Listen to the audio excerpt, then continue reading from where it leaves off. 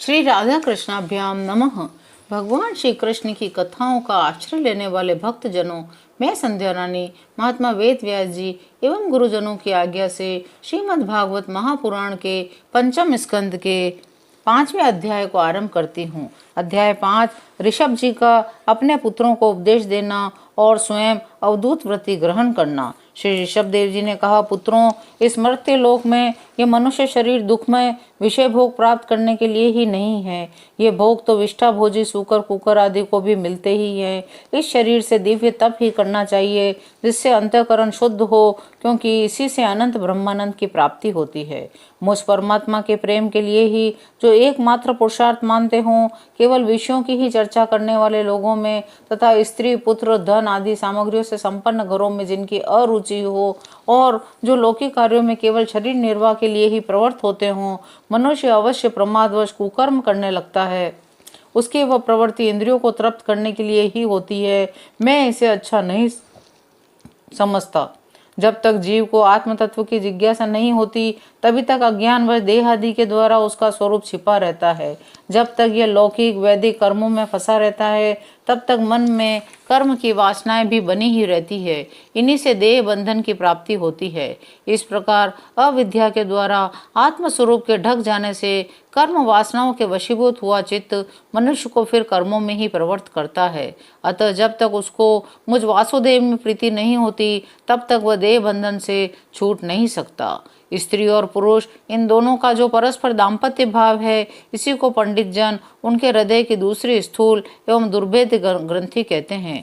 देहाभिमान रूपी एक एक सूक्ष्म ग्रंथि तो उनमें अलग अलग पहले से ही है। इसी के कारण जीव को देहेंद्रिय आदि के अतिरिक्त घर खेत पुत्र स्वजन धन आदि में भी मैं और मेरेपन का मोह हो जाता है। जिस समय कर्म वासनाओं के कारण पड़ी हुई इसकी यह दृढ़ हृदय ग्रंथि ढीली हो जाती है, उसी समय यह दाम्पत्य भाव से निवृत्त हो जाता है।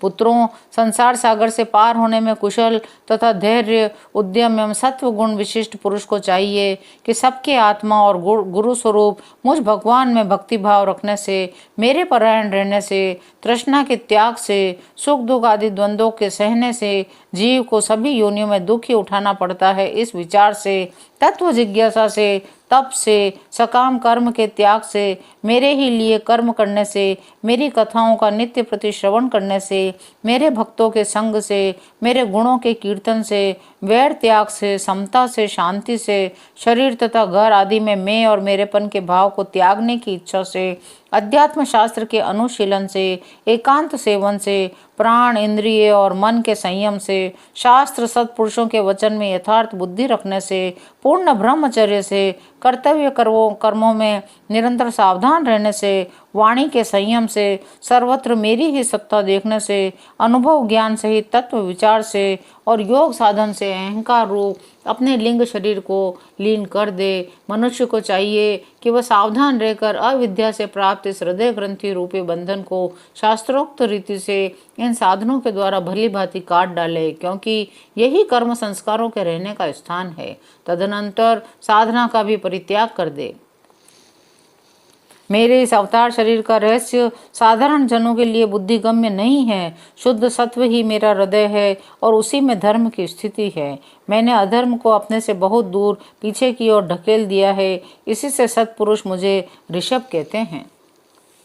पुत्रों, तुम संपूर्ण चराचर भूतों को मेरा ही शरीर समझकर शुद्ध बुद्धि से पद पद पर उनकी सेवा करो। यही मेरी सच्ची पूजा है।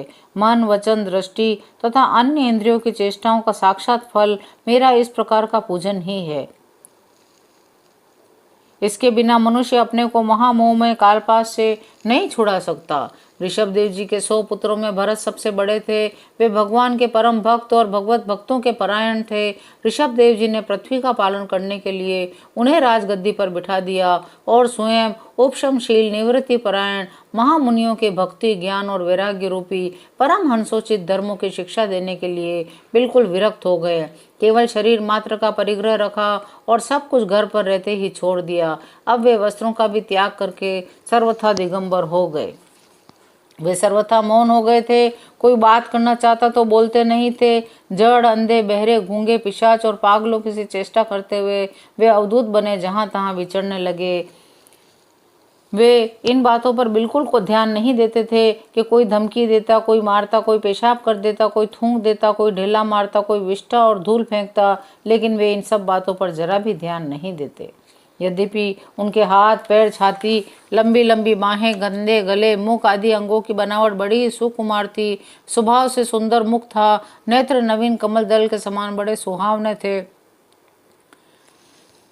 लेकिन फिर भी उनके अवधूतों के समान धूलित दूसरे देह के कारण वे ग्रहग्रस्त मनुष्यों के समान जान पड़ते थे। जब भगवान ऋषभदेव ने देखा कि ये जनता योग साधन में विघ्न रूप है और इससे बचने का उपाय विभत्स वृत्ति से रहना ही है, तब उन्होंने अजगर वृत्ति धारण कर ली। वे लेटे ही लेटे खाने पीने, चबाने और मलमूत्र त्याग करने लगे। वे अपने त्यागे हुए मल में लौट लौट कर शरीर को उससे सान लेते। उनके मल में दुर्गंध नहीं थी, बड़ी सुगंध थी, और वायु उस सुगंध को लेकर उनके चारों ओर 10 योजन तक सारे देश को सुगंधित कर देती थी।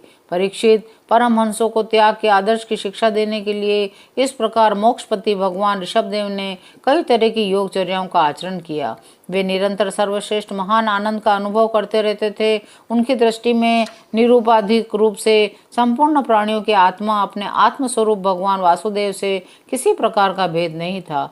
इसलिए उनके सभी पुरुषार्थ पूर्ण हो चुके थे।